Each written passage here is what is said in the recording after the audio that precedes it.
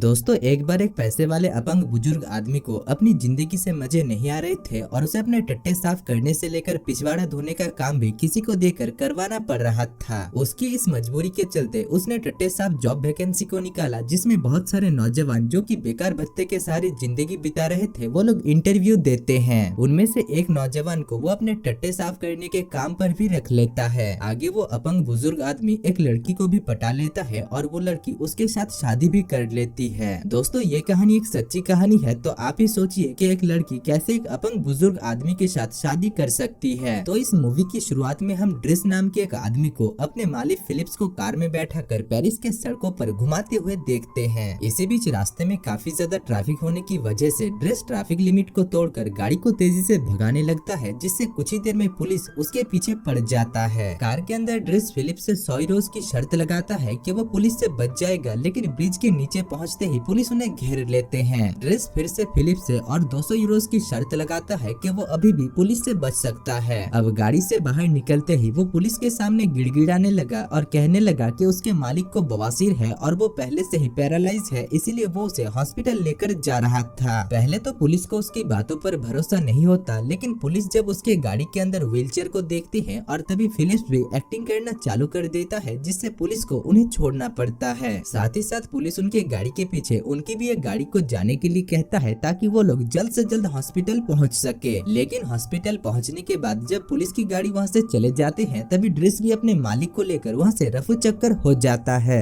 अब शर्त जीत जाने की खुशी में ड्रिस कार में होम थिएटर लगाकर खुद भी सिगरेट पीता है और अपने मालिक को भी सिगरेट के कुछ कष्ट पिलाता है। हमें पता चलता है कि उन दोनों की दोस्ती 2 महीने पहले शुरू हुई थी, जब फिलिप्स को अपने टट्टे साफ करने के लिए एक केयरटेकर की जरूरत थी, क्योंकि वो अपाहिज है। फिलिप्स अपनी सेक्रेटरी मागलाई के साथ उसी केयरटेकर के लिए इंटरव्यू ले रहा था। वो दोनों काफी लोगों की इंटरव्यू लेते हैं, जिसमें कुछ लोग फिलिप्स के टट्टे साफ करने के लिए तैयार नहीं होते और कुछ लोग फिलिप्स को पसंद नहीं आता। वहाँ पर ड्रिस भी इंटरव्यू देने के लिए आया था, जिसको नौकरी की कोई भी जरूरत नहीं थी और वो तो बस वहाँ पर इसलिए आया था ताकि वो उनसे एक पेपर पर सिग्नेचर करवा सके, जिसमें लिखा हुआ होगा कि वो लोग उसे नौकरी पर नहीं रख सकते, ताकि उस पेपर को दिखाकर वो सरकार से बेरोजगार भत्ता लेकर अपनी जिंदगी को जी सके। दरअसल वो नुक्कड़ पर लौंडियाबाजी करके बड़ा हुआ है, इसलिए इंटरव्यू हॉल में आते ही वो सेक्रेटरी मंगलाई के ऊपर डोरे डालना और उसके साथ फ्लर्ट करना शुरू कर देता है। अब उसके इस फ्लर्ट करने के अंदाज को देखकर फिलिप्स को उसके ऊपर दिलचस्पी होता है और वो उसे अगले दिन फिर से आने के लिए कहता है। इधर ड्रिस जब थक हार कर अपने घर पहुंचता है, तभी उसके छोटे छोटे पौने दर्जन भाई बहन उसे परेशान करने में कोई भी कसर नहीं छोड़ते। इसी बीच वो खिड़की से अपने छोटे भाई एडामा को एक स्कॉर्पियो से उतरते हुए देखता है और घर आने पर उससे पूछता है कि उसने अब कौन सा अमीर लड़का पटा लिया है, जिसमें एडामा कहता है कि वो स्कूल से आ रहा है, जो कहकर वो फिर से घर से चला जाता है। अब उसकी इस अजीब बात करने के ढंग को देखकर ड्रिस को उसके ऊपर शक होता है कि जरूर वो कोई झोल झमेले में फंस रहा है। रात को उन सभी बच्चों की माँ जब बाजार से बासी सब्जी खरीद कर घर वापस आती है, तभी ड्रिस उन्हें एक सोने की अंडे देता है, जो कि उसने फिलिप्स के घर से चुराया था। ड्रिस की माँ उसे घर पर देखते ही उसके ऊपर भड़क जाती है और उससे कहती है, निकल जा मेरी आंखों के सामने से, ये कोई होटल नहीं है जो तू जब मर्जी मुंह उठाकर यहाँ पर पहुँच जाएगा। जो कहकर वो ड्रिस को घर से निकाल देती है। दरअसल ड्रिस पिछले 6 महीने से घर नहीं आया था, जबकि वो इस घर का सबसे बड़ा बेटा है। खैर, अब घर ना होने की वजह से ड्रिस अगली सुबह अपने काम पर यानी फिलिप्स के घर पहुँच जाता है, जहाँ पर फिलिप्स की नौकरानी पहले उसे पूरा घर दिखाती है, फिर उसे उसका रूम भी दिखाती है। जो देखते ही ड्रिस की आंखें चमक उठती है, क्योंकि उसने आज से पहले इतना आलीशान घर और इतनी चमकीली संडास कभी नहीं देखा था। तभी उसे फिलिप्स अपने पास बुलाकर नौकरी में ज्वाइन होने का अपॉइंटमेंट लेटर देता है और कहता है कि 1 महीना उसका ट्रायल लिया जाएगा और अगर वो इस काम में खरा उतरता है तब उसे फिलिप्स के टट्टे साफ करने के काम में परमानेंट रखा जाएगा। जो सुनकर ड्रिस भी मान जाता है और उसी दिन से अपने काम पर भी लग जाता है। यहाँ पर उसे फिलिप्स का ध्यान रखना था, जिसमें फिलिप्स के नहाने खाने से लेकर उसके पिछवाड़ा धोने का काम भी उसे ही करना था। इस काम को करने में उसे बहुत तकलीफ होता है और वो फिलिप्स की नौकरानी से फिलिप्स के बारे में बहुत शिकायत भी करता है, लेकिन मजबूरी के चलते उसे ना चाहकर भी इस काम को करना पड़ता है। उसी रात जब वो छत में बैठकर बर्गर चबा रहा था, तभी वहाँ पर फिलिप्स की बेटी अपने बॉयफ्रेंड के साथ कुछ प्यार भरी वक्त बिताने के लिए वहाँ पर आती है और वहाँ पर चुम्बन चपाटी शुरू कर देती है। दूसरी तरफ ड्रिस ये सब कुछ देख रहा था और वो अपनी सिंगल लाइफ से परेशान होकर उन दोनों के मुंह पर 2 गालियां देकर वहाँ से भगा देता है। आगे वो फिलिप्स के टट्टे साफ करने के काम को अच्छी तरीके से सीख जाता है और उसकी काफी ध्यान रखता लगता है। वो उसके लिए आए हुए चिट्ठियों को भी खोलकर उसे पढ़ाता था, लेकिन कुछ चिट्ठियां ऐसी थी जिन्हें खोलने की इजाजत उसे नहीं थी। अब इतना काम करने के बाद भी उसके बद से बदतर जिंदगी अभी भी बहुत आराम और मजे से कट रही थी। वो कभी हॉट हॉट लड़कियों को अपनी मसाज करवाने के लिए बुलाता था, कभी फिलिप्स के सेक्रेटरी मंगलाई को छेड़ता था, उसके ऊपर डोरे डालता था और भी बहुत कुछ। एक दिन उसे फिलिप्स को गाड़ी में बैठाकर पेरिस घुमाने के लिए लेकर जाना था, लेकिन वो उसे गाड़ी के पीछे लाद कर धक्के खाने के लिए नहीं छोड़ता, बल्कि उसे एक स्पोर्ट्स कार में अपने साथ बैठाकर तेजी से गाड़ी को लेकर जाने लगता है। अब जब वो बाहर निकलता है तभी बाहर एक आदमी उनके दरवाजे के बाहर गाड़ी लगाकर फोन में बात करने में बहुत बिजी था। ड्रेस उसके पास जाकर उसे गाड़ी से खींचकर बाहर निकालता है और उसे वो बोर्ड दिखाता है जिसमें लिखा हुआ था कि यहाँ पर पार्किंग करना अलाउड नहीं है। इधर गाड़ी के अंदर फिलिप्स भी उसके इस काम को देखकर बहुत इम्प्रेस होता है। आगे वो दोनों एक म्यूजियम में पहुँचते हैं जहाँ पर फिलिप्स को एक बहुत ही महंगा पेंटिंग खरीदना था, जो कि दिखने में ऐसा लग रहा था जैसे कि किसी ने एक कागज के ऊपर खून की उल्टी की हो या फिर गुटखा खाकर थूक दिया हो। उस पेंटिंग को देखकर ड्रेस फिलिप्स से कहता है, चाचा ओ चाचा, माना आपके पास बहुत सारा पैसा है, लेकिन ऐसे कहाँ लुटा रहे हो? इससे बेहतर तो आपकी टट्टी है जो मैं हर रोज साफ करता हूँ। जो कहकर वो फिलिप्स को वो तस्वीर खरीदने से भड़का देता है। उसी दिन फिलिप्स उसके एक बहुत दूर की रिश्तेदार से मिलता है जो कि उसके सामने ड्रेस के बारे में चुगली करने लगता है। वो कहता है कि ड्रेस एक अच्छा आदमी नहीं है और वो तो एक बार जेल भी जा चुका है, इसीलिए वो फिलिप्स को उसके टट्टे साफ करने के काम से ड्रेस को निकाल देने के लिए कहता है। लेकिन फिलिप्स उसकी एक भी बात नहीं सुनता और ड्रेस के लाख बुराइयां होने के बावजूद वो उसे नौकरी से नहीं निकालता, क्योंकि वो बहुत अलग था और वो उसके टट्टे साफ करने के साथ साथ उसकी काफी मनोरंजन भी करता था। उधर उसी रात फिलिप्स की नौकरानी और ड्रेस जब एक साथ बैठे हुए थे तभी फिलिप्स की नौकरानी कहती है कि जिन चिट्ठियों को पढ़ने की इजाजत ड्रेस को नहीं है वो दरअसल एलिना नाम की एक लड़की की है, जिसके साथ फिलिप्स चिट्ठियां लिखकर बातें करता है, लेकिन उन दोनों ने आज तक एक दूसरे का मुंह कभी नहीं देखा। अब रात को ड्रेस जब सो रहा था तभी उसे फिलिप्स के रूम से फिलिप्स के हकलाने की आवाज सुनाई देता है। वो इस आवाज को इग्नोर करके सोने की बहुत कोशिश करता है, पर उसके अंदर की ईमानदारी उसे सोने नहीं देता और वो फिलिप्स के पास जाता है। फिलिप्स यहाँ पर जोर जोर से हकला रहा था, इसीलिए वो उसकी इलाज करने के बजाय उसे व्हीलचेयर पर बैठाकर पेरिस के सड़कों पर घुमाने के लिए लेकर जाता है। वहाँ पर ढेर सारी पटाखे लड़कियां मौजूद थी, जिनको देखते ही फिलिप्स की बीमारी छूमंतर हो जाती है। फिलिप्स यहाँ पर ड्रेस से कहता है कि कभी कभी दवाई से ज्यादा नजारा काम आता है। फिलिप्स को वहाँ पर अच्छा तो लग रहा था, लेकिन लड़कियों के जाने के बाद उसकी तबीयत फिर से खराब होने लगता है। इस बार ड्रेस फिर से एक देसी जुगाड़ करके उसका इलाज करता है और उसे सुट्टा पीने के लिए देता है। अब यहाँ पर माल फूकने की वजह से उसका लाइलाज बीमारी कुछ देर के लिए शांत हो जाता है और फिलिप्स को बहुत मजे आते हैं। उस रात वो दोनों खाना खाने के लिए एक रेस्टोरेंट पर जाते हैं, जहाँ पर फिलिप ड्रेस को अपनी इतिहास बताता है। वो कहता है, ड्रेस तुम्हें पता है मेरी एक मखमल बेबी थी जिसको मैंने बहुत पेला, लेकिन मेरा एक भी बच्चा पैदा नहीं हुआ। तब मैंने किराए पर यानी एक लड़की को गोद लिया और वो आज मेरी बेटी है। साथ ही साथ वो ये भी कहता है कि उसे एडवेंचर बहुत पसंद है और उसे पैराग्लाइडिंग करने का बहुत शौक था। एक दिन वो जब उसकी मखमल बीबी के साथ पैराग्लाइडिंग कर रहा था तभी एक दुर्घटना में उसकी बीबी मारी गई और वो अपंग हो गया। अब ये बात सुनकर वो दोनों ही यहाँ पर इमोशनल हो जाते हैं। तभी फिलिप्स ड्रेस को वो सोने के अंडे वापस करने के लिए कहता है जिसको उसने चुराया था। दरअसल फिलिप्स को इसके बारे में पता था और वो सोने के अंडे उसकी बीवी ने उसे तोहफे में दिया था। अगले दिन ड्रेस अपनी बहन मीना से मिलता है और उसे वो सोने के अंडे ढूंढने के लिए कहता है। यहाँ पर उसके साथ बात करके उसे पता चलता है कि कुछ दिनों से पुलिस उनके घर के बाहर मंडरा रहे हैं। जो सुनते ही वो समझ जाता है कि उसका भाई एडामा जरूर कोई झोल झमेला कर रहा है, इसीलिए ड्रेस जल्दी से एडामा से मिलने के लिए जाता है। उसे वहाँ पर पता चलता है कि एडामा ड्रग्स की स्मगलिंग का काम करने लगा है, जिस वजह से वो उसे अपने साथ लेकर घर आने लगता है। लेकिन एडामा उसकी बात ना मानकर फिर से उस काले स्कॉर्पियो में बैठकर वहाँ से चला जाता है। खैर आगे ड्रेस फिलिप्स और उसकी नौकरानी के साथ बैठकर जब एलिना के लिए चिट्ठी लिख रहा था तभी वो इस बात से हैरान था कि इतने साल होने के बावजूद फिलिप्स और एलिना ने आज तक एक बार भी एक दूसरे का मुंह नहीं देखा। इसीलिए वो तुरंत उन चिट्ठियों में से एलिना का नंबर निकालता है और फिलिप्स के साथ उसकी बात करवा देता है, जिसके बाद से वो दोनों दिन रात फोन में बातें करने लगते हैं और ड्रेस फिलिप्स की एक तस्वीर को भी एलिना को भेजने के लिए सिलेक्ट करता है। इसी बीच एक दिन ड्रेस जब अपने रूम में अपने पेंटिंग करने के हुनर को इस्तेमाल करके पेंटिंग कर रहा था तभी वहाँ पर फिलिप्स की बेटी सिगरेट मांगने के लिए आती है और उस तस्वीर को देखकर ड्रेस का मजाक उड़ाने लगती है, जिस वजह से ड्रेस गुस्सा होकर उसे कमरे से धक्के मारकर बाहर निकाल देता है। दूसरी तरफ फिलिप्स एलिना को भेजने के लिए अपनी तस्वीर को बदलकर अपनी एक पुरानी तस्वीर लिफाफे के अंदर डाल देता देता है, क्योंकि उसे इस बात का डर था कि एलिना उसकी अपंगता को देखकर शायद उसके साथ बात करना बंद कर दे। तभी उसके पास ड्रेस आकर फिलिप से उसकी बेटी की शिकायत करने लगता है और कहता है, देखिए सरकार, आपकी बेटी मेरी पेंटिंग का मजाक उड़ा रही है। जो सुनते ही फिलिप्स हैरान में पड़ जाता है, क्योंकि उसे पता नहीं था कि ड्रेस को पेंटिंग करना भी आता है। अब जैसे जैसे वक्त गुजरता जा रहा था, उन दोनों के बीच दोस्ती भी गहरी होती जा रही थी। ड्रेस बर्फ में खेलने से लेकर सुबह के मॉर्निंग वॉक पर भी उसे लेकर जाता था। खैर आगे ड्रेस अपनी पहली वाहियात पेंटिंग को बनाकर उसे मागलाई को दिखाता है ताकि वो उससे पट जाए। मागलाई यहाँ पर उसके ऊपर थोड़ा इम्प्रेस हो जाती है, जिस मौके का फायदा उठाकर ड्रेस उसकी चुम्मी लेने की कोशिश करता है, जिस पर मागलाई उसके मुंह पर एक जोर का थप्पड़ पिलाती है। आगे फिलिप्स जब उस वाहियात पेंटिंग को देखता है, तब वो ड्रेस से वादा करता है कि वो उस पेंटिंग को बेच देगा। जिसके बाद अगले ही दिन फिलिप्स का बर्थडे आ जाता है, लेकिन फिलिप्स अपने बर्थडे पर खुश नहीं था, क्योंकि उसके हर बर्थडे पर उसके रिश्तेदार मुंह उठाकर आ जाते हैं, बस ये देखने के लिए कि वो अभी तक मरा है या नहीं। यानी उन्हें उसकी जन्मदिन का नहीं बल्कि उनके मौत का इंतजार है। खैर रात के बर्थडे पार्टी सेलिब्रेशन में बैंड पार्टियों की टीम ऐसा गाना बजा रहे थे जैसे कि वहाँ पर कोई पार्टी नहीं बल्कि मातम मनाया जा रहा था, जिसको सुनकर ड्रेस का दिमाग सटक जाता है और वो अपने टपोरी गाने की कलेक्शन को लगाकर ठुमका लगाने लगता है, जो देखकर वहाँ पर बाकी सारे लोग भी उसके साथ ठुमका लगाने में शामिल हो जाते हैं। रात को वो फिलिप्स को जब सुला रहा था, तभी वो फिलिप्स को एलिना की एक चिट्ठी पढ़कर सुनाता है, जिसमें एलिना ने लिखा था कि वो अगले हफ्ते पेरिस आ रही है और साथ ही साथ वो अपनी एक तस्वीर भी भेजी थी। आगे उनके डेट का दिन यानी एलिना के साथ फिलिप्स के मिलने का दिन आ जाता है और फिलिप्स को तैयार होने में उसकी नौकरानी और ड्रेस मदद करते हैं। वो लोग उसे नहला धुला कर डेट पर लेकर जाते हैं और एक रेस्टोरेंट पर फिलिप्स एलिना का इंतजार करने लगता है। अब काफी देर इंतजार करने के बाद भी एलिना जब नहीं आती, तभी वो लोग फिलिप्स को लेकर वहाँ से जाने लगते हैं। अब वो लोग जब फिलिप्स को लेकर रेस्टोरेंट से बाहर निकलते हैं, तभी हम एलिना को देखते हैं जो कि रेस्टोरेंट के अंदर आती है, पर वो दोनों एक दूसरे को नहीं देख पाते। अगले दिन ड्रेस फिलिप्स का मन बहलाने के लिए उसे एक पहाड़ के ऊपर लेकर जाता है, जहाँ पर फिलिप्स फिर से पैराग्लाइडिंग करने का फैसला करता है और इस बार वो ड्रेस को भी उसके साथ पैराग्लाइडिंग करने के लिए कहता है। यहाँ पर जिंदगी में पहली बार पैराग्लाइडिंग करने की वजह से ड्रेस की फटकर 464 हो जाती है, लेकिन बाद में वो भी इस पैराग्लाइडिंग का मजा लूटने लगता है। आगे ड्रेस जब अपने घर पहुँचता है, तभी वो अपने छोटे भाई एडम को देखता है, जिसके मुंह पर चोट के निशान थे, यानी किसी ने उसे घुसंड पिलाया था। अब इतनी मार खाने के बाद भी एडम ड्रेस से असलियत छुपाने की कोशिश करता है, जबकि ड्रेस को सब कुछ पता चल चुका था। उसी रात ड्रेस जब फिलिप्स को सुलाने के लिए जाता है, तभी फिलिप्स उससे उसकी निजी जिंदगी के बारे में पूछताछ करता है, जिसमें ड्रेस बेझिझक फिलिप्स से कहता है कि वो जिस घर में रहता है वो लोग उसकी असली मम्मी पापा नहीं है। दरअसल उनके बच्चे नहीं हो रहे थे, इसलिए उन्होंने उसे गोद लिया था, लेकिन गोद लेने के कुछ ही सालों के अंदर आंटी की धड़ाधड़ बच्चे पैदा होने लगे और अभी वो और अंकल आंटी मिलकर उनके आधे दर्जन बच्चों को संभालता है। ये सुनकर फिलिप्स उसे इस नौकरी को छोड़कर घर जाने का एडवाइस देता है, क्योंकि वो कब तक एक बूढ़े आदमी की टट्टे साफ करता फिरेगा। अगले दिन ड्रेस जब वहाँ से जाने के लिए अपना बोरिया बिस्तरा समेट रहा था, तभी वहाँ पर मांगलाई आती है, जिसको देखकर ड्रेस मनी मन सोचता है कि चल आखिरी बार के लिए एक बार चांस पर डांस कर लेता हूँ। जो सोचकर वो मांगलाई के साथ फिर से आखिरी बार के लिए फ्लर्ट करने लगता है। मांगलाई उसे यहाँ पर बताती है कि उसे लड़कों के ऊपर नहीं बल्कि लड़कियों के ऊपर दिलचस्पी है, यानी वो गे है। जो सुनते ही ड्रेस का काला मुंह सिकुड़ जाता है। खैर अगले दिन फिलिप्स अपने नए केयरटेकर से मिलता है, जो कि बहुत बोरिंग था, इसीलिए फिलिप्स को उसके साथ मजा नहीं आ रहा था, जिस वजह से वो बिना कुछ खाए ही वहाँ से चला जाता है। दूसरी तरफ ड्रेस भी अपनी पुरानी जिंदगी में वापस आ चुका था और उसने उस स्कॉर्पियो वाले आदमी को भी धमका दिया था, जो उसके भाई को ड्रग्स की स्मगलिंग करने के लिए अपने साथ लेकर जाता था। इधर एक रात फिलिप्स की तबीयत बहुत खराब हो जाता है और वो हकलाने लगता है, लेकिन इस बार वो किसी की भी मदद लेना नहीं चाहता था, इसीलिए मजबूरी के चलते ड्रेस को फिर से उसकी देखभाल करने के लिए बुलाना पड़ता है और हम मूवी के स्टार्टिंग वाले सीन में आ पहुँचते हैं। खैर आगे कुछ दिन बाद ड्रेस उसके दाढ़ी को सेव करके उसे एक रेस्टोरेंट पर लेकर जाता है, जहाँ पर कोई उसके साथ मिलने के लिए आने वाली थी। ड्रेस उसे वहाँ पर गुड बाय कहकर उसे उसकी सोने के अंडे को देकर वहाँ से चला जाता है। तभी वहाँ पर एलिना आती है, जिसके साथ फिलिप्स इतने दिनों तक चिट्ठियाँ लिखकर बात करता था। एलिना को फिलिप्स के व्हीलचेयर और उसके बुढ़ापे से कोई भी दिक्कत नहीं थी, इसीलिए वो उसके साथ शादी कर लेती है। दोस्तों ये कहानी एक सच्ची कहानी है, जहाँ पर एलिना नाम की एक लड़की ने फिलिप्स नाम की एक अपाहिज अपंग आदमी से शादी कर लिया था। अब हो सकता है कि प्यार अंधा होता है, इस वजह से उसने शादी की हो, या फिर वो पैसे वाला था, इस वजह से भी हो सकता है। तो दोस्तों आपको शादी करने की असली वजह क्या लगता है वो मुझे कमेंट में जरूर बताना।